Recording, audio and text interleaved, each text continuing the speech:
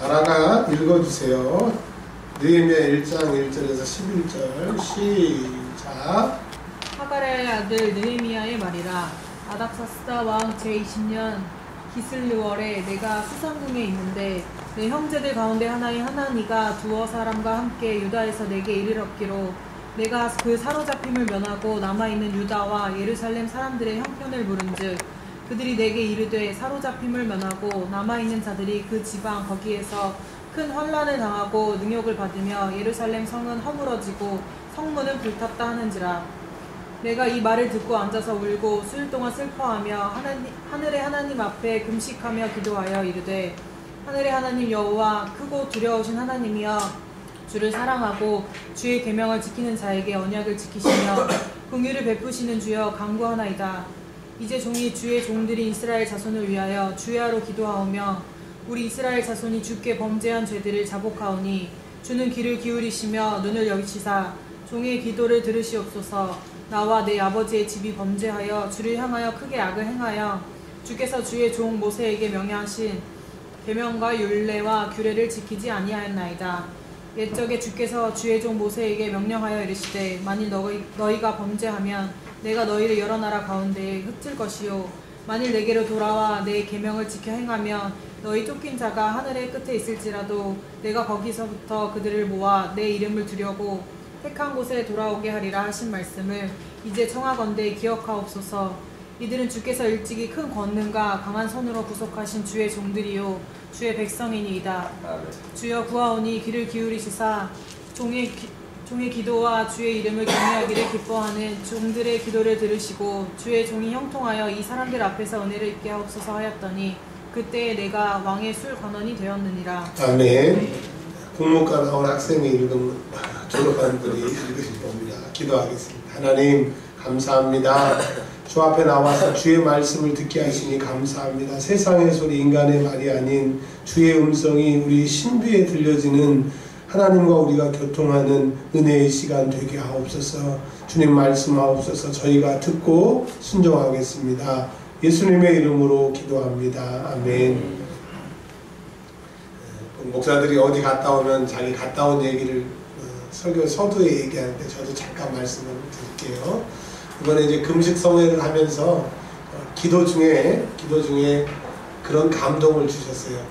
제가 지옥에서 완전 지옥 가는 거였는데 예수님이 저를 건져주시는 것을 다시 한번 가르쳐 주시면서 이제 그러시는 거예요. 마음속에 너 내가 왜 그렇게 죄를 많이 지었는데도 지옥에 보내지 않고 그 지옥에 들어가 있는 거를 꺼내서 너를 살게 했는 줄 아느냐, 그렇게 얘기를 하시는 거예요.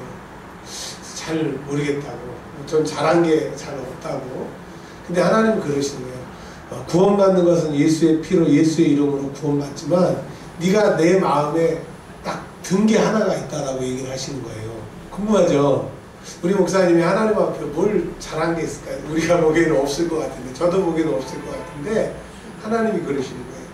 순종을 잘했대요.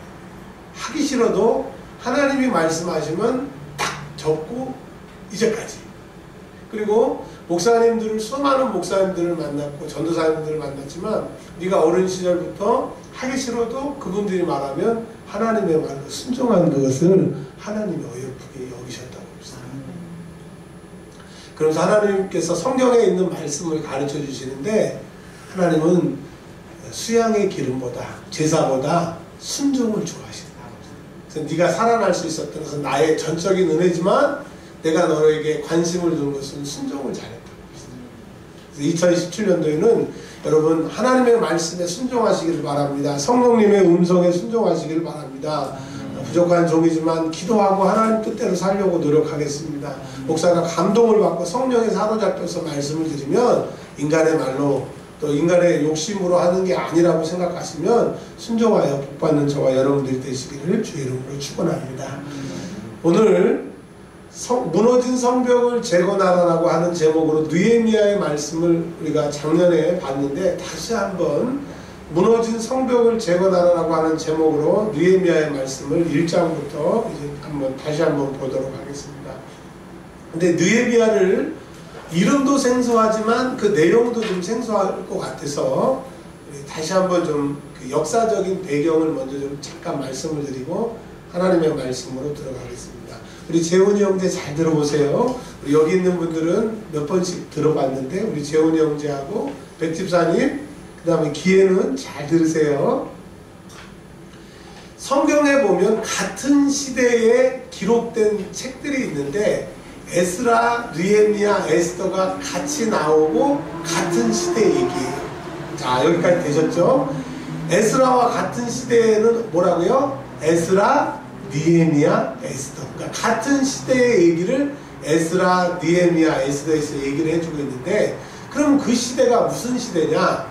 이스라엘이 망해서 포로로 끌려가서 70년 동안 포로 생활하고 있는 이야기 되셨죠? 자, 여기까지. 왜 제가 이 말씀을 드리냐면 에스라, 느헤미야, 에스더를 읽어도 역사적인 이야기가 좀 많이 빠져가지고 에스라, 느헤미야, 에스더만 읽어서는 잘 모르기 때문에 보충 설명을 드리는 겁니다. 반복적으로 다시 한번 말씀드릴게요. 에스라, 느헤미야, 에스더는 같은 시대의 성경이다. 어떤 시대냐? 포로로 끌려가서 고생하고 있는 70년 동안 포로 생활하는 그 얘기다. 여기까지 되셨죠? 자, 그러면 오늘 느헤미야를 보기 전에 느헤미야가 나타날 때 그 역사적인 그 배경은 에스라라고 하는 포로에서 살던 사람이 학사 겸 선지자가 백성들을 데리고 예루살렘으로 돌아와서 종교 개혁처럼 하나님을 잘 섬기지 않는 것들을 다 개혁해서 하나님을 잘 섬기게 만들고 이제 안정이 딱 되니까 마지막으로 가장 힘든 개혁을 하게 되는데 그게 뭐냐면 신명기는 이스라엘 백성들의 법전이에요. 우리로 말하면 헌법 같은 거예요. 그러니까 레위기를 풀어놓은 게 신명기인데 그러니까 레위기나 신명기나 같은 내용인데 우리로 말하면 헌법 같은 건데 그 헌법에 뭐라고 돼 있냐면 이방 여자하고 결혼하지 말라고 그랬어요. 하나님이 절대 하지 말라고 그러셨는데 자기들이 포로에서 돌아와서 보니까 많은 사람들이 이방 여자하고 결혼하고 아이를 낳는 거예요. 근데 하나님께서 절대 하지 말라고 하는 사람들에게는 동행하시지 아니하시고 하지 말라고 하는 것을 복주시지 않는 거예요. 제가 서두에 순종하는 사람을 하나님이 쓰시는 거예요. 사울이 순종하지 않았을 때 버려버렸어요. 그래서 하나님이 버린 사울 대신에 하나님의 마음에 합한 사람, 즉 순종하는 다윗을 건지셔서 쓰셨던 것처럼 하나님이 인간을 향하신 키워드는 뭐라고요? 순종. 근데 이스라엘 백성을 다시 한번 회복시키시려고 하니까 이방 여자들하고 결혼하는 것, 또 사는 것 순종하지 않으니까 하나님께서 에스라를 통하여서 이방 여자하고 결혼한 사람들을 조사를 해라. 그랬더니 3달 동안 조사를 했더니 엄청난 많은 사람들이 결혼을 한 거예요. 그래서 에스라가 그 여자들 너희 전부 친정으로 다 돌아가라. 여기를 보세요. 뭐 저기 아무도 없어요. 친정으로 돌아가라 해서 근데 생각을 한번 해보세요. 어쨌든 이방 여자지만 결혼을 했어요. 결혼을 해서 서로 사랑하고 도와주고 살고 자식까지 낳았는데 아무리 하나님의 말씀이라고 해도 이방 여자를 돌려보내라 그러면 가정이 엉망이 되잖아요. 엄마가 없어지게 되고 또 아니면 그 애들을 데리고 가보면 아내도 없고 자식도 없고 되고 근데 하나님께서는 에스라를 통하여서 그렇게 하라고 말씀을 하신 거예요. 그래서 이제 하나님의 말씀대로 이스라엘 백성이 순종을 했는데 이제 그 쫓겨난 여인들이 자기 친정에 간 거예요. 근데 생각해 보세요.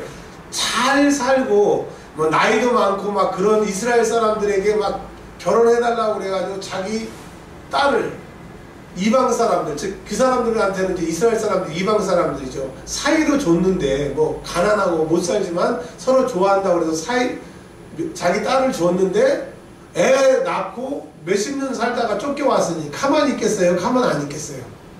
가만히 있죠. 우리 한성격하는 이인성 집사님 만약에 아라가 시집을 갔는데 그래가지고 쫓겨왔다. 가만히 있었겠어요? 머리털 확 다 뜯겠어요? 네, 제가 대답할게요. 가만히 안 있죠. 그래서 그 수많은 여인들의 오빠, 친척, 형제들, 그 사람, 마을 사람들 막 이 사람들이 전부 막 무력으로 칼창을 가지고 와가지고 예루살렘에 와가지고 불을 질러버리고 사람을 죽이고 또 거기에 주동했던 사람들을 막 자기 꼴로 끌어가고 완전히 예루살렘이 쑥대밭이 돼버렸어요. 근데 에스라는 학자이기 때문에 그 치안을 담당할 수 없는 완전히 이제 무정부 상태가 돼버리게 된 겁니다. 자, 그런 배경을 가지고 이제 느헤미야가 시작이 됩니다. 아니 그럼 뭐 이스라엘이 막 지금 여자들 하나님 말씀대로 내보내고 보복하기 위해서 성에 불 지르고 하는 것이 무슨 우리하고 뭔 상관이 있느냐? 상관이 있어요. 오늘 제목에서도 말씀하신 것처럼 우리가 신앙생활을 다시 잘하고 하나님의 뜻대로 잘 살기 위한 것이 무너진 성벽을 재건하는 건데 그러면 반드시 사단 마귀는 방해한다라고 하는 거예요. 분명히 주중에 목사님하고 예배 드린다고 약속을 해요. 그 전화 받을 때는 꼭 정말 약속한 대로 교회에 나온다고 하는데 주일날 보면 안 나와. 왜요? 약속하는 그 순간에 원수 마귀가 너 가게 하나 보자. 상황을 만들어서 못 가게 하는 상황을 만들어가지고 못 가게 하는 거예요. 그러니까 우리의 싸움은 혈과 육의 싸움이 아니고 정세와 권세와 어둠의 영, 하늘의 어둠의 영과의 싸움이기 때문에 우리는 못 이겨요. 누구만 이길 수 있어요? 예수의 이름만 이길 수 있어요. 그러니까 우리가 주의 뜻대로 하나님의 뜻대로 하나님의 말씀대로 살려고 살면 살수록 방해자들이 많다라고 해요.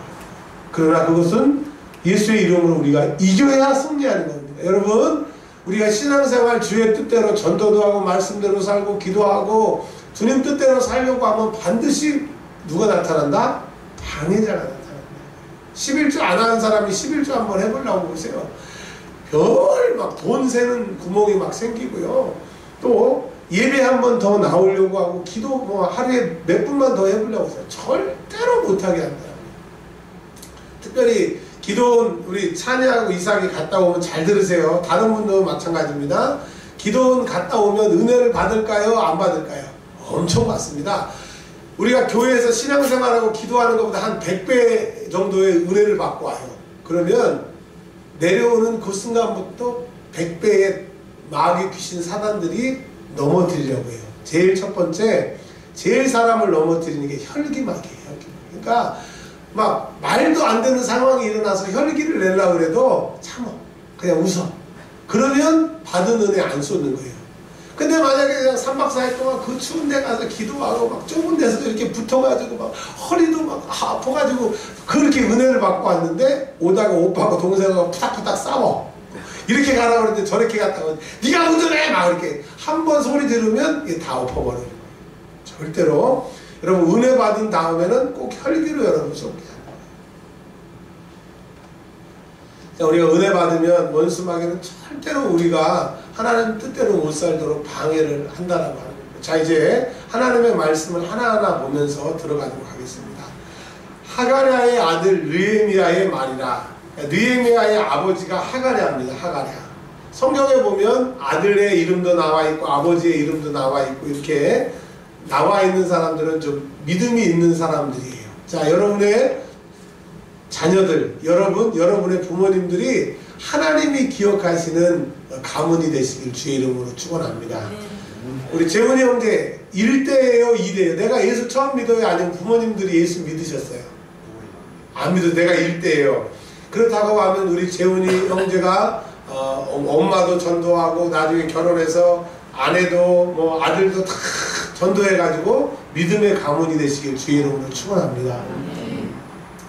우리 재훈이 형제같이 처음 예수 믿는 사람보다 5대, 6대 이렇게 예수 믿는 사람들은요 이런 말이 있어요. 생각만 해도 하나님이 이루어주신대요. 왜냐하면 조상 대대로 자녀들을 위해서 기도하고 하는 것들이 엄청난 힘을 발휘하는 거예요. 제가 그런 경험을 하고 살았어요. 저는 가는 데마다 저만 가면 사례비가 올라. 막 용돈이 막 엄청 생겨. 제가 잘해서가 아니에요. 윗대에 쌓아놓은 기도로 그렇게 지금까지 오는 거예요. 제가 서울에 부목사로 7년 있던 교회에 목사님이 연세가 되게 많아요. 신용수 권사님 연세인데 그 어머니가 계시니까 얼마나 나이가 많겠어요. 근데 그 목사님이 이제 은퇴가 65살에 은퇴를 했는데 한 2년 있다가 어머니가 돌아가셨어요. 그러니까 그 목사님 나이가 67세 때 어머니가 돌아가셨고 어머니가 한 뭐 90세 정도 되셨겠죠.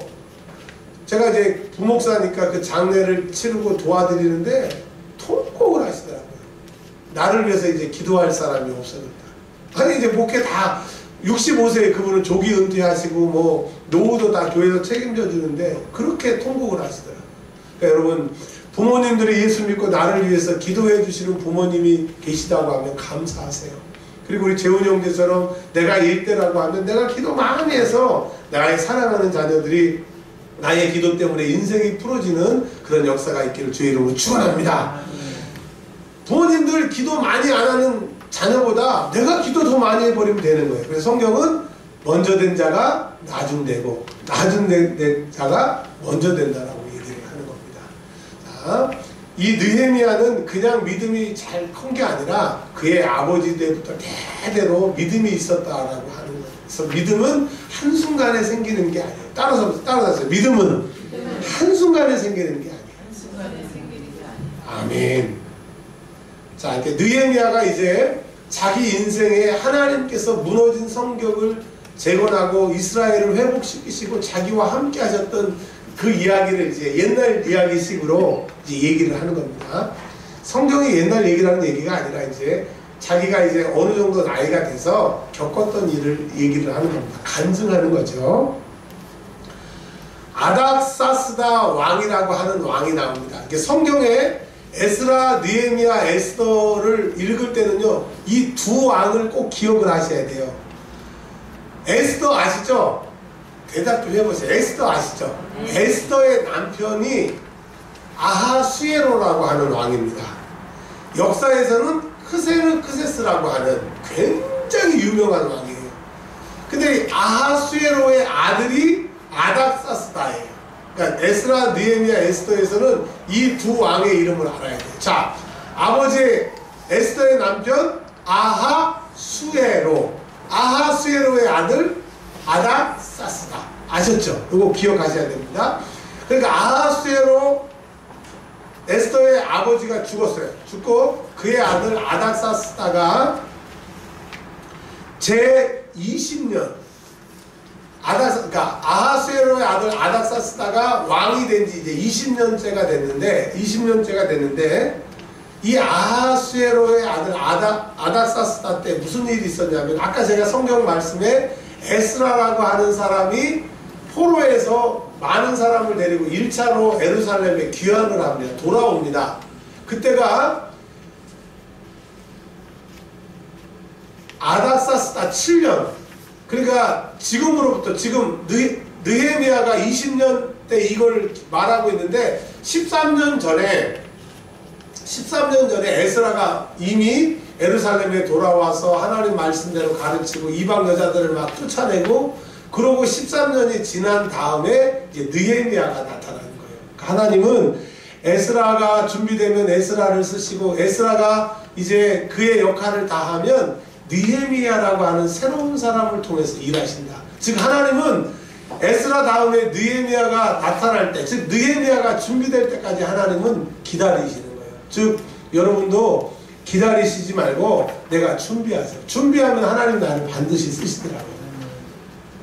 제가 이번에 깨달은 게 있는데 제가 하나님 앞에 기도하고 하나님 말씀대로 살려고 하고 하나님 말씀을 붙들면 꼭 누가 얘기를 하나 봐요. 누가 보고 있고 전화를 하나 봐요. 외부에서 설교해달라고 집회해달라고 꼭 연락이 와요. 근데 제가 기도 안 하고 막 깔아져 있고 이러면 아무도 연락을 안 해요. 그래서 하나님은 내가 준비되면 나를 쓰시는구나. 여러분 따라서 하세요. 내가 준비되면 하나님은 나를 쓰신다. 그러니까 하나님 왜 나를 안 써주세요? 원망하지 마세요. 내가 하나님 앞에 준비되면 하나님은 준비된 사람을 쓰세요. 2017년도에 여러분 준비돼서 하나님이 여러분을 쓰시는 해가 되기를 바랍니다. 재정적으로도 쓰시고요, 전도하는 데도 쓰시고요, 은혜 주시는 데도 쓰시고요, 사람의 마음을 움직이는 데도 하나님이 쓰시는 2017년도는 하나님이 여러분을 마음껏 쓰시는 해가 되기를 바랍니다. 그래서 우리 교회의 표어가 뭐예요? 내가 하나님의 해가 되는 해, 하나님 나를 마음껏 쓰시는 해가 되시기를 주의 이름으로 축원합니다. 13년이 지나서 느헤미야가 이제 준비가 딱 되니까 아닥사스다 왕 제20년 기슬루월에, 우리나라로 말하면 1월, 2월, 3월, 4월, 5월, 우리는 1월, 2월, 3월이라고 하는데 거기는 뭐 아달월, 기슬루월, 뭐 아살월, 뭐 그 이름을 그렇게 붙여요. 내가 수산궁에 있는데, 자 이거 참고적으로 하나 좀 말씀드릴게요. 이 세상에서 가장 영토가 컸던 나라는 징기스칸 아시죠? 원나라라고 하는 징기스칸, 세계의 3분의 1을 땅덩이를 차지했습니다. 그 다음에 두 번째가 이 아닥사스다의 페르시아, 파사라고 하는 나라, 성경은 파사, 역사에서는 페르시아라고 하는 이 나라가 두 번째로 세계의 큰 땅을 차지했는데, 여기는 왕궁이 3개가 있었습니다. 그냥 한번 들어보세요. 우리로 말하면 서울에 한양에 경복궁이 있죠. 그리고 수원에 보면 수원성, 행궁이 있어요. 화성, 그렇죠? 상당히 똑똑하시네요. 화성이 있어요, 화성.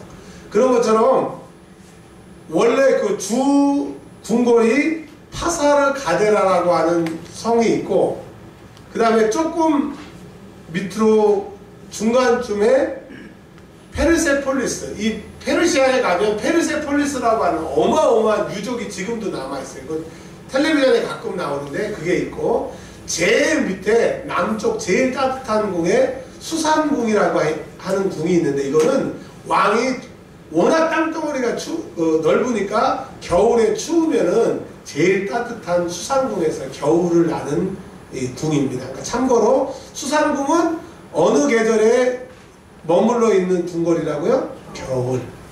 자, 여기까지 되셨죠? 아하수에로의 아들 아닥사스다가 왕이 돼서 20년을 지낸 때에 겨울에 제일 추우니까 수산궁에서 자기의 신하들을 다 데리고 수산궁에서 있었을 때, 2절 아라가 한번 읽어주세요. 시작.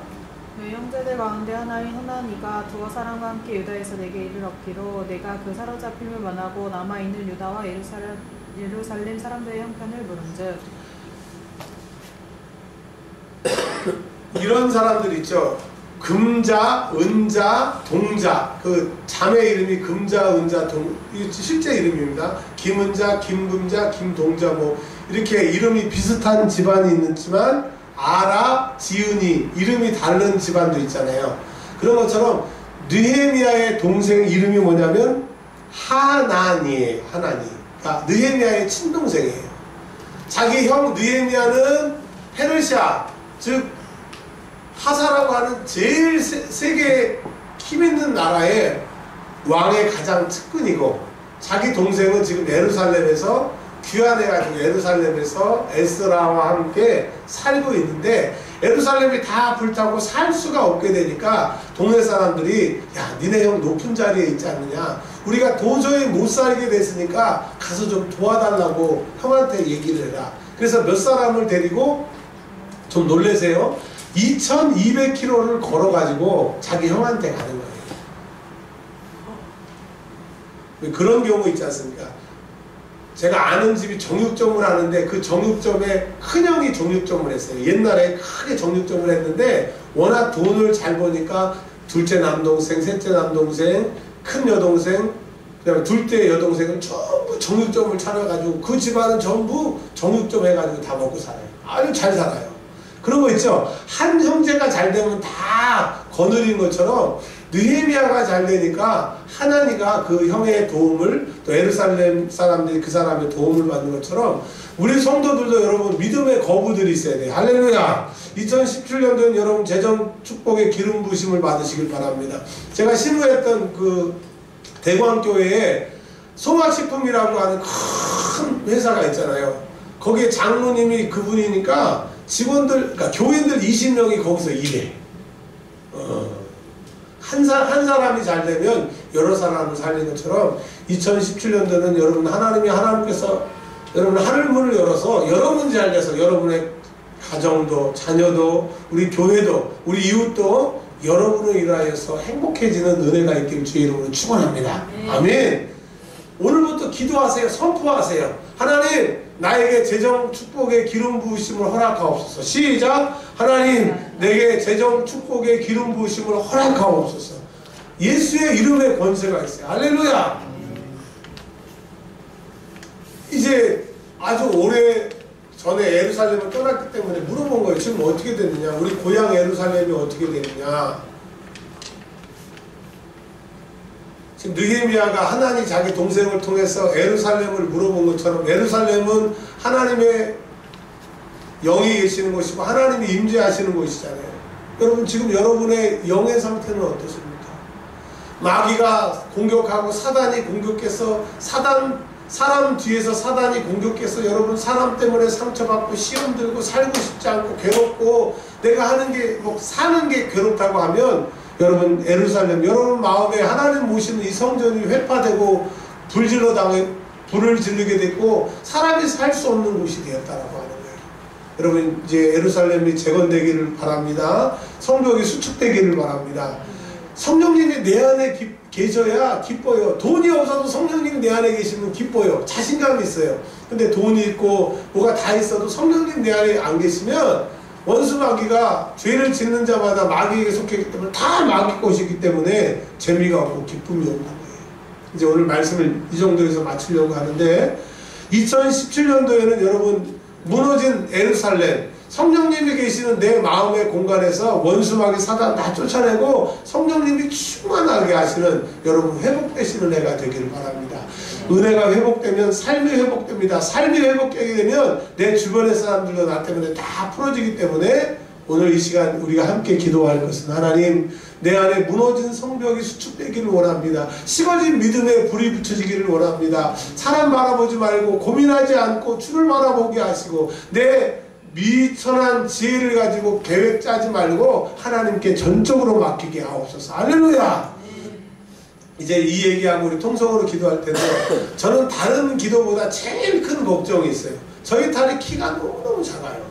저를 봐서는 그렇게 안 작을 것 같은데 작아도 너무 작은 거예요. 뭐 기쁨이가 부족한 거 너무 많겠지만 키 작은 건 너무 핸디컵이에요. 그래서 제가 목사이기도 하지만 아버지기도 해서 오늘부터 교회 오면 매일 선포할 거예요. 예수의 이름으로 20cm 키 클 거다. 예수의 이름으로. 이제 보세요. 그 아이 20cm 큽니다. 그러면 기적이잖아요. 딴또가 20cm가 큰다니까요. 왜? 하나님이 하시니까. 저는 그런 믿음을 오늘부터 그렇게 선포하게 됐어요. 여러분도 여러분의 그 무너진 성벽을 재건하시기 바랍니다. 내가 뭐 핸디캡 있고 부족한 거 있으면 다 예수의 이름으로 기도해가지고 다 풀어주시길 바랍니다. 우리 김민자 원사님 사랑하는 두 아들 너무너무 성품도 좋고 최고잖아요. 근데 물건이 안 풀어지는 거 왜 안 풀어지느냐? 가난의 영, 채무의 영이 그들에게 있어서 그래요. 뭐라고 그러시냐면, 하나님, 내 사랑하는 승철이, 상철이 가난의 영, 채무의 영, 그리고 조상 대대로 신앙생활 못하게 하는 것들을 쫓아내라고 1년 동안만 선포해 보세요. 그 아이들이 얼마나 풀어지시나. 할렐루야. 네. 이제 기도하겠습니다. 하나님, 내 안에 무너진 성벽을 재건하기를 원합니다. 잠깐만요. 불 끄, 잠깐만요. 너무 빨리 끄셨어.